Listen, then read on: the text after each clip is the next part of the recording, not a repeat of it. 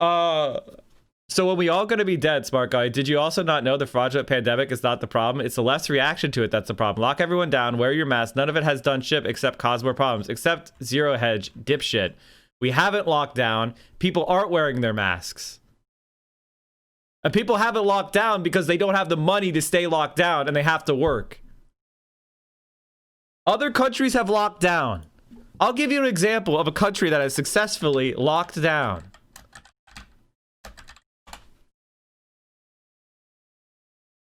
You want a country that's successfully locked down? Vietnam. Now, you seem like a conservative. You may know of Vietnam. Vietnam is a country that beat us in a war. You know, we lost the war to Vietnam. We were defeated. And you know who else was defeated by Vietnam? COVID-19. 35 people died. Well, Mike, Vietnam is a small country. No, how many people live in Vietnam, Mike? Like 8 million? Like, that doesn't count. That's a small country. Oh, it's 95.54 million. Basically around 30% the size of the United States. And they have had 35 deaths.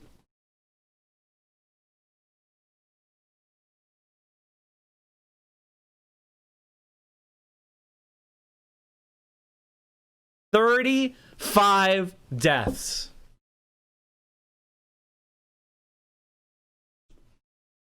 Now, why is that? Well, because they're not capitalist scum. Because they prioritize the lives of their citizens over some bullshit ass line going up. You are expendable. You're cogs. You're just meat for the grinder. And you're supposedly the richest and most powerful country on earth, America. Pathetic. How is Vietnam able to do this so well? Well, the first thing is they care about every single person who gets sick.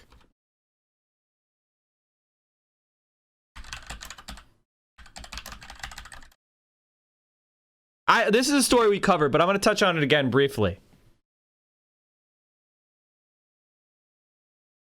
Patient 91, how Vietnam saved a British pilot and kept a clean COVID-19 sheet. If I had been almost anywhere else on the planet, I'd be dead. They would have flicked the switch after 30 days, says Stephen Cameron from his hospital bed. Just from this picture, I can see him on heart-lung bypass machine. Heart-lung bypass machine. He's also he's been intubated through a tracheotomy. Oh my God, tracheotomy. Fucking Christ. The 42-year-old Scottish pilot spent 28 days on a ventilator, thought to be a longer stretch of time than any patient in the UK. He did so not in a hospital as a hometown of Motherwell, but in Vietnam's sprawling and hectic Ho Chi Minh City, with no close friends or family for thousands of miles. The country, home to 95 million people, has seen only a few hundred confirmed cases, single-digit ICU admissions, and not a single recorded death. Since then, they've now lost 35 people as the year went on. This was back in June. I'm very humbled by how I've been taken into the hearts of the Vietnamese people.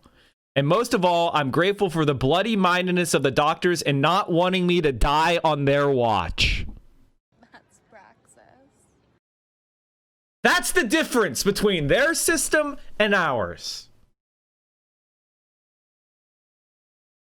That's the difference. You want to see America?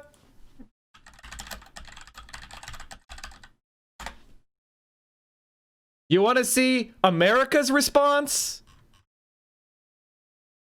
Here are prisoners from our prison industrial complex paid $1.25 an hour, burying people in a mass grave in a pine box.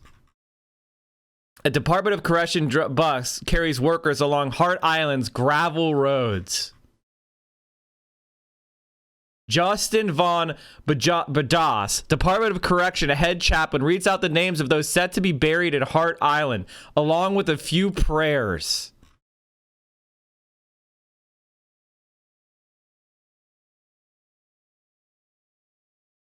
That's America. That's America. You get a plastic sign. That's America. Slave labor, burying people in mass graves. Vietnam, the difference in Vietnam, what do they do? Dozens of Vietnam's intensive care specialists held regular conference calls to discuss Cameron's condition. The very small number of critical care patients meant everyone who was severely ill got the attention of all the country's top-level clinicians, explains Dr. Kadong Park, the World Health Organization representative to Vietnam. For much of Cameron's 2.5 months in a medically induced coma, he depended on an ECMO machine, a form of life support only used in the most extreme cases to survive. The machines extract blood from the patient's body and fuse it with oxygen before pumping it back in. I'm lucky that the only lasting effect seems to be that my legs aren't quite yet strong enough to hold me, but I'm doing physiotherapy twice a day, says Camera. At one point, my friend Craig was told by the Foreign Office I had a 10% chance of survival, so he planned for the worst. He gave up my apartment and started doing things somebody would do if I was coming home in a box. Gotta make sure those landlords get their rent. Wouldn't want to have an apartment held while somebody's in a medically induced coma in a country that cares. Ask yourself why people want to propagandize you against socialism so hard. Think about that.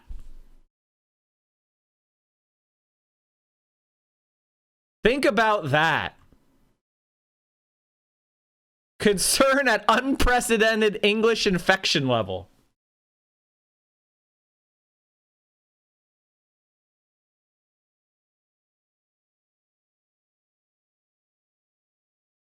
They have communist healthcare in Vietnam, brother. God, can you imagine having a conference call, making sure you didn't die? And people are like, well, Mike, how did they do it? They did what was known as contact tracing, which is every single person who got COVID-19 in Vietnam, they personally went to everyone who they could trace having contact with them and put them under quarantine. You got COVID-19, everyone you talked to, they went and said, where did you go for lunch? Where did it go? They would get the receipts of the people that purchased lunch at the same restaurant as you. And they would shut down that restaurant. They would get all the workers, they would quarantine them. They would go to the receipts, they'd go to the houses of everybody who went to that restaurant. They would put those people on quarantine. They did everything humanly possible to shut it down.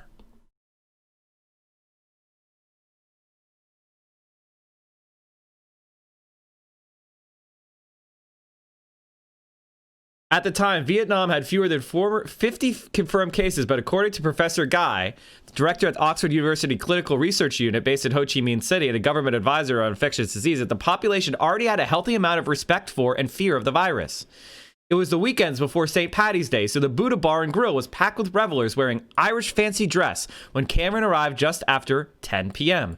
I don't drink. I largely kept to myself in the corner, played a few rounds of pool, and went home at about 3:15 a.m., he recalls. However, when he developed a fever the day after his maiden flight and 12 others at the bar tested positive in the days following, sympathy from him among locals was in short supply. The Buddha Bar Cluster, as it became known in the local press, was the single biggest outbreak of the coronavirus in South Vietnam, infecting 20 people directly and indirectly.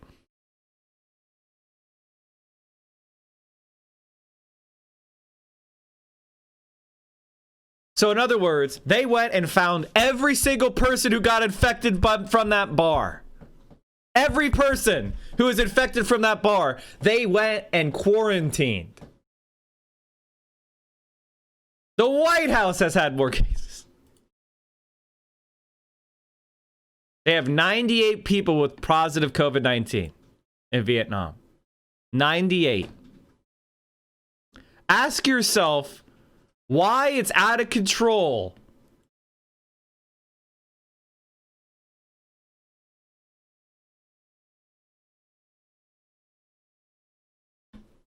Please point out Vietnam has a fraction of the US's resources and still do this by the power of not being shitty. Oh yeah, Vietnam is a developing country that was bombed into oblivion by China, Japan, France, and the United States of America. They were sanctioned. They were invaded. They were bombed. And yet somehow they're able to control COVID-19. Apparently it didn't cost that much.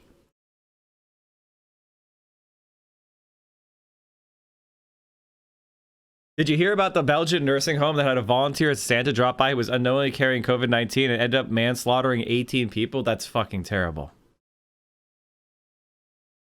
People argue that Canada, the UK healthcare isn't great either, but the point is they have somehow figured out how to do it regardless of the cost. So I'm just showing you this because I'm not saying that Vietnam is the final and most perfect system at all. But what I am saying is you can look at what they did right, which is treat the virus seriously, teach their people, and then they had strong social sanction against anybody not wearing a mask, nobody social distancing. They set up a free food program where there are now machines. There's vending machines all over Vietnam where you can go and get a free meal because they don't want people starving to death.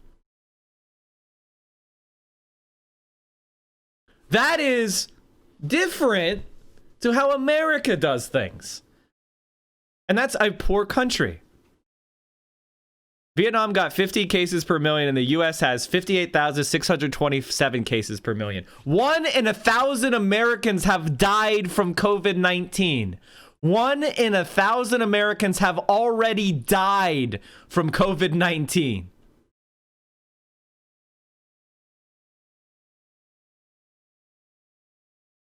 And people wouldn't stay home for Christmas. Mounting concerns a spike in holiday travel may accelerate yet another COVID-19 surge in the new year. December is now the deadliest month of the pandemic. More than 63,000 COVID-19 fatalities, with the total U.S. lives lost closing in now on 333,000. Tonight, new restrictions to prevent that dangerous variant of the virus found in the U.K., despite the reality that it's likely already here. Here's ABC's Trevor Ault. Tonight, millions of holiday travelers have health officials fearing an impending coronavirus surge from what's already been the deadliest month on record. We're really at a very critical point. As we get into the next few weeks, it might actually get worse. That concern stemming from Christmas gatherings and coming New Year's parties. This popular Beverly Hills restaurant allegedly sneaking secret invites to customers for a discreet indoor and illegal New Year's Eve dinner. The restaurant could not be reached for comment, but the public health department called it a serious violation, as right now Los Angeles County is arguably the nation's pandemic epicenter. We have on average a person dying, every 10, 15 minutes here in LA County. That's a preventable tragedy. Other areas trying to curb the spread with new restrictions. This weekend, Massachusetts limiting restaurants, retail, and recreation sites to 25% capacity. We're all just trying to stay alive, and 25% is better than zero. State leaders continuing to weigh the balance between livelihoods and lives. As the U.S. roars past 19 million confirmed infections, the virus has now killed 1 out of every 1,000 Americans. She's watching over us. She's with us every step of the way. In Texas, the Caballero family enduring the holidays, having lost 4 family members to COVID. Their mother, Sarah, a singer, would have been 68 And they had a Christmas get-together? on Christmas. I can't make myself listen to her voice yet. It's just surreal. And now amplifying concerns, a new variant of the virus first discovered in the United Kingdom. While not believed to be more deadly or resistant to the vaccines, it is possibly more contagious. And the U.S. is now requiring incoming travelers from the U.K. to test negative before entering the country. If that variant, which I do suspect is probably here in the U.S. already, really takes off, it's a lot more contagious. We're going to see a lot more infections. And I'm worried about what's going to happen to our hospitals. And Lindsay, this new variant has already been detected in at least 13 countries. Many of them are in Europe, but it's also here in North America. In Canada, a couple near Toronto contracted this strain despite having no known travel history. Lindsay? And many of those health officials believe it's already here in the U.S. Trevor Ault, our thanks to you. Hi, everyone. George Stephanopoulos here. Thanks for checking out.